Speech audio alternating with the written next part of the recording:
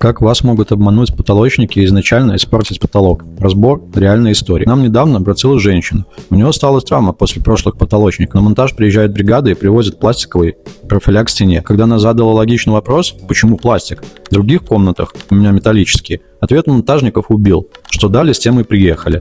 В цене 0 разницы, по качеству то же самое. И вот тут начинается обман. Во-первых, пластиковый профиль дешевле всегда. Во-вторых, он хуже по качеству. Меньше прочность, хуже держит натяжение полотна, отвержен деформацией, может повести при нагреве, во время монтажа, реагирует на перепады температур. Давайте честно, очевидно, что такое алюминий, что такое пластик. Разница в цене у них минимум в 2 раза. Если хотите качественный потолок, надолго, без сюрпризов, напишите плюс.